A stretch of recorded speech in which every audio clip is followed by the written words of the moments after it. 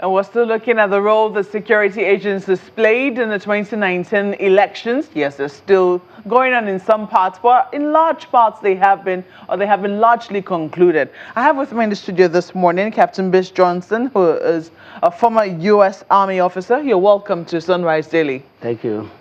Well, you also, I'm sure you must have been reading the headlines. Yesterday, INEC said we did not ask the soldiers to, guard. We did not ask for their presence at collation centers. And I had Mr. Festus Okoye here with us in the studio. He's the National Commissioner for Voter Education. He clarified the position. He said, yes, indeed, there was a joint security committee, blah, blah, blah. Some people asked to play certain roles.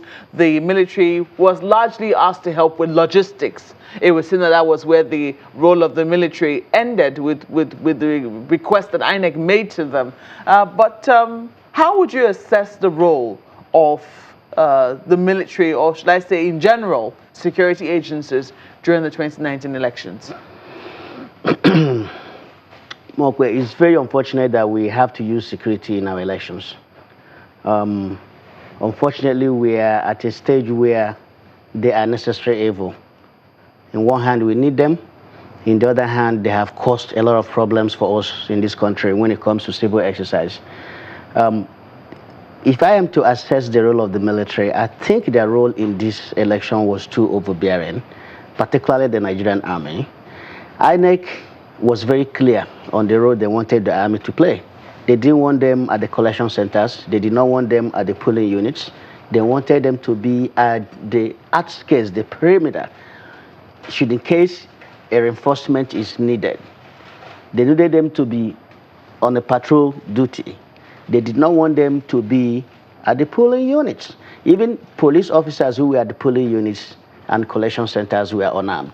So I didn't see the reason why armed military personnel would be at a collection center. So in my judgment, the Army was less than professional in this election. It's very interesting that you've taken us to what ideally ought to be, which is not ingrained in the psyche of many Nigerians. When you talked about it's unfortunate that we need security agencies at all in our elections. And some people wonder if that is really possible, that we'll have a situation where we would not need security agencies at all for elections. Maybe not in our generation. And the reason why security agencies are needed is that there are people who are intent in capturing political power by all means. They don't want to play by the rule of the game, or either they want to change the rule of the game in the middle of the game. Politics is the biggest industry in this country. Is a money cow. So people are ready to go to any extent to capture political power. So that is why it's unfortunate that we will have to have security during our elections. It's very unfortunate, but that is the reality that we face today in this country. And there's nothing we can do about it. It's not going to change today. It won't change tomorrow. It will be a while before it changes. However, if we need to begin the process of reducing the involvement of security agencies during our elections, I think we have to go to full-blown electronic system. Anything that is going to eliminate human involvement in almost every process of our electoral process is going to eliminate security agencies, is going to eliminate returning officers, collection officers. All those human involvement are going to be eliminated. If we can achieve that in 2023, if we begin now to plan for it, if that is that's the goal of INEC. We understand that some members elect for the House of Representatives are already talking about electoral reforms. INEC, while handing over certificates of return, also charged members of the National Assembly who have just been elected to also look at that. So we don't know what's going to be, at the front burner of the 9th Assembly, but I want to believe that electoral reforms will be there. You have said that the military was less than professional. Correct. That's what you said. But looking at the generality of security agencies, I mean, it wasn't just the military that was involved in this. You had police as well. We understand immigration was there, NSCDC, customs as well. How would you assess or rate their performance in the 2019 elections? Well, generally, I would say they performed average. I'll say they perform average, yes. Why average? I'll say they perform average because if you look, most of the states, the elections went well without any issues. It's only in a few states that we had this overbearing, particularly the army, influence on the process. So generally, I'll rate them on average. I'll give them average score. You see, security in general, not just the army. You remember in Oshun, it was the police. So we are in a situation where if we are not dealing with the army, we are dealing with the police. If we are not dealing with the police, maybe we'll be dealing with civil defense. So it all boils down to how we get to the point where we shouldn't even have any of all these security agencies at all. For as long as we have them in our election, and to the extent that they believe that their own very survival depends on the regime's survival, they will continue to exert one influence or the other on our electoral process. They feel that, look, if we don't return whoever we are serving right now, the chances are that we are gone ourselves. So based on that, they will continue to take actions that will influence the process. They are gone. There's a common saying in Nigeria, a soldier come, soldier go, barracks remain. That is, so why would security agencies feel threatened by any change in administration? Mobe, this is a country where civil servants change their age. They go to the court and they do declaration of age, reduce their age so that they can remain in office. So it won't be surprising to me, when I say that they are gone. Nobody wants to leave. They don't want to leave. You mean their bosses? When I say the security agencies, I'm talking about their bosses, the ones who make the decision. They don't, the service chiefs. They don't want to go anywhere. They want to continue to serve. Well, you can always be changed regardless of whether or not whoever is there. I mean, we've seen shake-ups happen within administrations. So there is no guarantee. There isn't any guarantee, but what we have seen with this particular president is that he likes to stick with his foes. You see how long these current service chiefs have been, except that of the police, because that of the police came under enormous criticism. So in order to reduce that criticisms on the administration, they had to do something about the police. The current service chiefs have been with this president since he came into office, and he has no intention for now of changing them. So if you are in a situation where, look, I may have this job guarantee, this person has guaranteed my job, why don't I guarantee his own job? So this is what is played out in this election. Well, that's how you are reading it. That's how I see it, and that's how a lot of people see it too.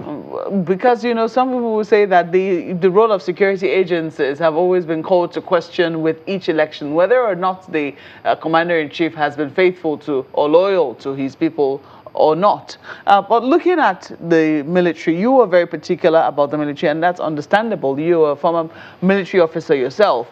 You say that they have been less than professional. Correct. What would you have loved, or what makes you say that they were less than professional? Look, you have a situation where you saw what happened between the army and the police. Where the army and the police were almost in scuffles at INEC collection center in Port Harcourt. That shouldn't happen.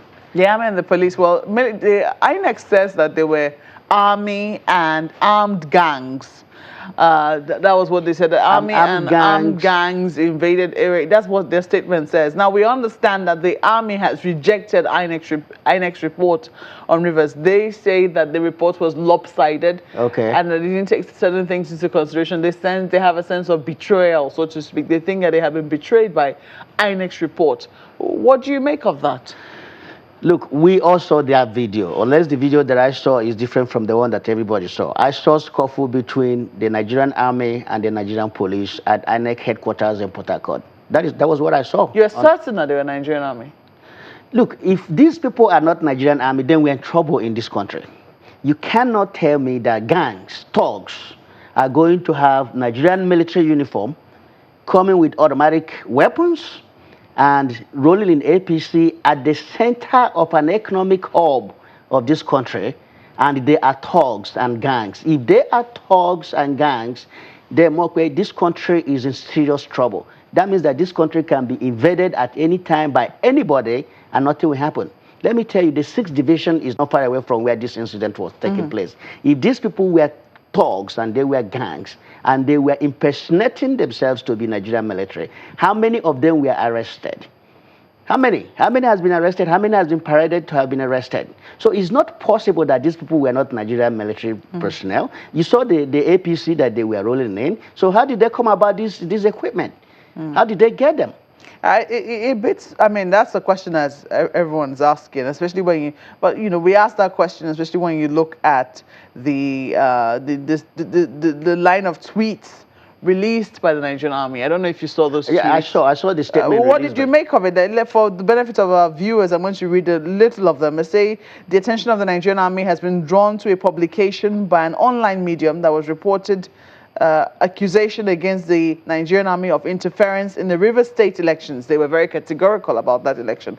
Similarly, it is on record that the NA has been globally applauded by many individuals, foreign and local elections observers, for its sacrifices and roles in creating an enabling environment for a secure, transparent, and peaceful conduct of the elections. They say they are a responsible organization and they wish to debunk such misrepresentation in order to set the record straight. They say they wish to state that the statement is totally baseless, capable, untrue, and therefore capable of misleading unsuspecting members of the public, especially when there is no credible record of such involvement anywhere in Nigeria before, during, and after the 2019 elections. Now, I'm not sure what statement they were referring to by an online medium, but they seem to be debunking that they interfered in any way in the elections in Rivers State. Mokwe, this is deja vu. They will not come out to say anything otherwise. This is what they will always do. If you and I were to be in their position too, that is the position that we are going to take. Whoever released this statement... Is this a wise position? I mean, if you are saying that we are in trouble if those people there were not members of the Nigerian Army, and from all that anyone can see, they seem to be genuine members, is denial the way to go if indeed they were not the ones that were there? That has been the culture of Nigerian military. You know, they have never accepted any responsibility of any wrongdoing. They will always come up with statements to defend themselves. Let me tell you, I've been on campaign trying to, you know, solicit for support of Nigerians, to support our armed forces for the sacrifices that they make. But, you know, sometimes this will put us in a very difficult position, you know, to do this, to do that. You know, I have never seen where a military, except in other, you know, third world countries, or maybe like a felon state like Venezuela, where an armed forces of that country is intimidating and victimizing their own citizen. You know, you don't have any business with civilians at all. As a soldier, you don't. You simply don't. That is the job of the police.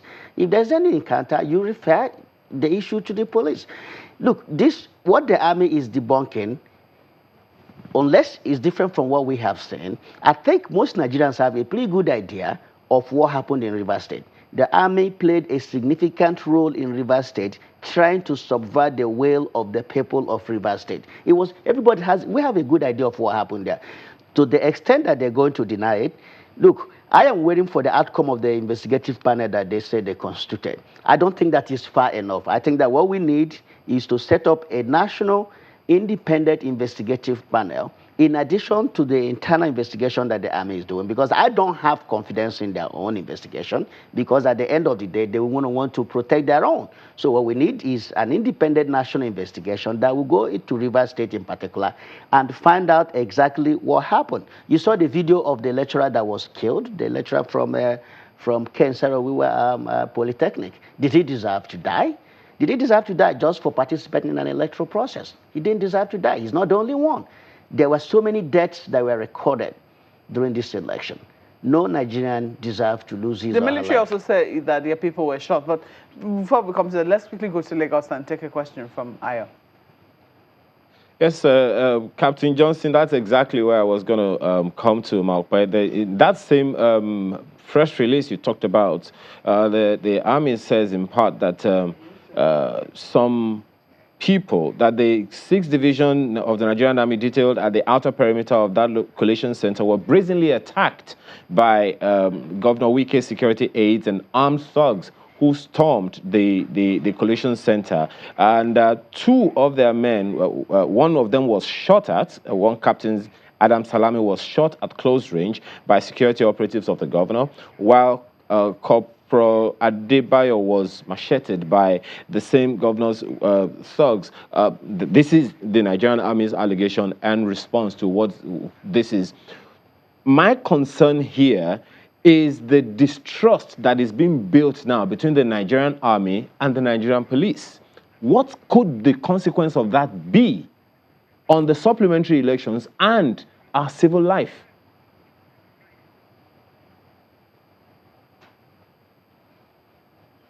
I'm not hearing the last part. Okay, He's talking about. Yeah. Yes, the question is. I got most of your question, but the last part. I'm asking what could be the consequence of the distrust that is being built from this back and forth between the Nigerian police and the Nigerian military?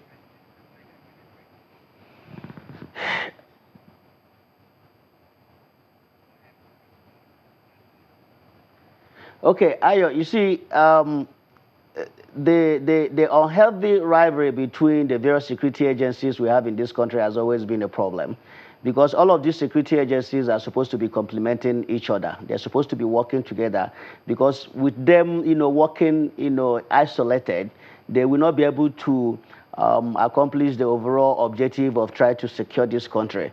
So it's very important that the police and the army has a good working relationship. This back and forth, between them and the police is definitely going to hurt, their ability to secure this country. I am very disgusted about that. I hope that going forward, they should find a way to be able to, to work together and collaborate together without this kind of distrust or go back and forth between the two security agencies. Definitely, we have an impact. It will have a negative impact. Okay, now, Captain Johnson, one more thing. So this kind of thing that is going on between these two agencies of government is on the one hand going on, and then there is this talk within the between the EMB, that's the election management body, INEC, and the army as well. There's a supplementary election ahead of us. What do we do going forward, seeing that there could be a breakdown of law and order, and the military might be required to intervene to calm the melee? Personally, at this juncture, I don't think that the military is needed. I don't think that the military is required, at these supplementary elections. I think that the police has enough manpower to handle it. I've always insisted that we do need, the military does have a role in our elections. And that is only when we're having a general election that covers all the 36 states and the FCT. In that instance, the police may not have the capacity to be able to cover all the 36 states and the FCT. So the army will have a role to play. But now we're talking about a few, maybe about 6 states and a few local government areas, less number of electorates that are involved. I think the police should handle it. The army should not get involved. And considering the fact that the army is undergoing investigation, which is an admission, a self-admission of the fact that they were less than professional. So for that reason, I would suggest that the army recuse itself from any involvement in the remaining elections, the supplementary elections in the remaining 6 states. They wouldn't have much role to play there. The police can handle it.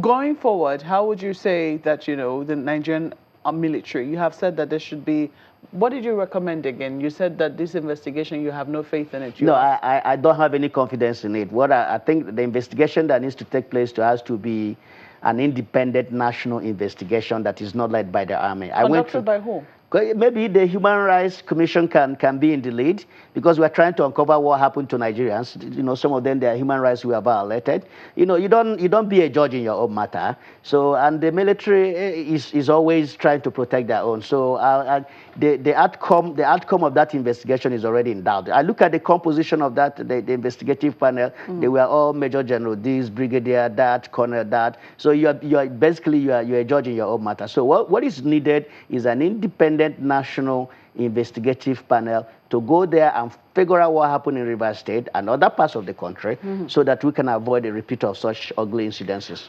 Thank you so much for coming on Sunrise Daily. Captain Bish Johnson is a former U.S. Army officer, and he's been speaking to us here in our Abuja studios. We take a break now, and Sunrise Daily continues. Please stay with us.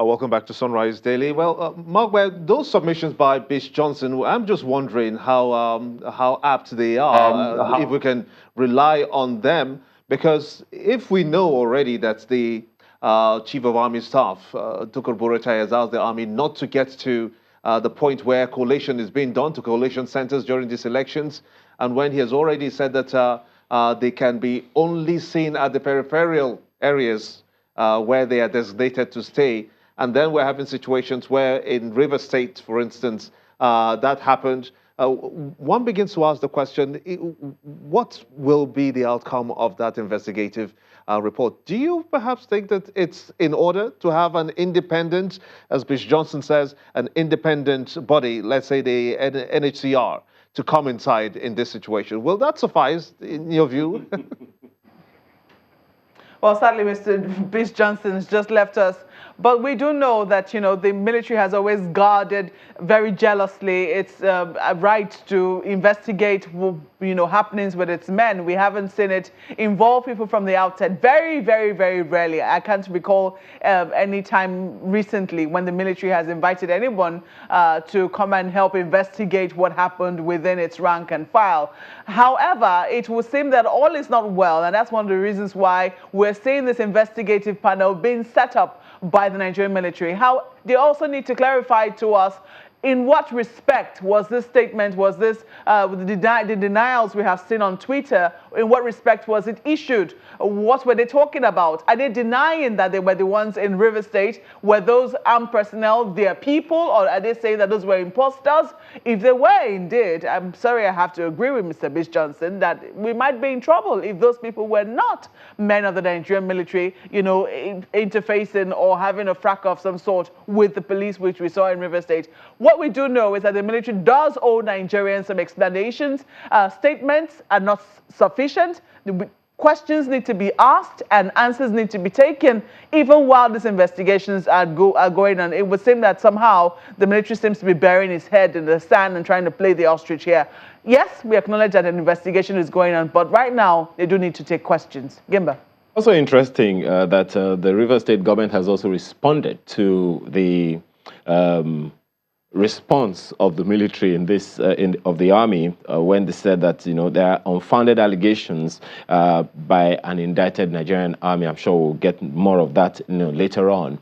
You know, what's interesting in all of this, if you ask me, would be there is a need to make sure that all security apparatus of state work in sync. As one of our guests said earlier, they're supposed to work complementary of each other, not competitive of each other. This election is definitely opening up some things, and I think we should give attention now. Well, ideas will always contend, but the courts are always there, as it has been rightly put. So if you have any grievance, you go to court. But I guess that's where we're going to have to call it a wrap on the show today. Thanks so much for watching. I am Gimba Umar. I'm Ayo Makinde. And I'm Maukwe Ogun Yusuf. Thank you for watching. The views and opinions expressed by guests on this program are those of the maker and do not reflect the views, opinions, and endorsement of Channels Television.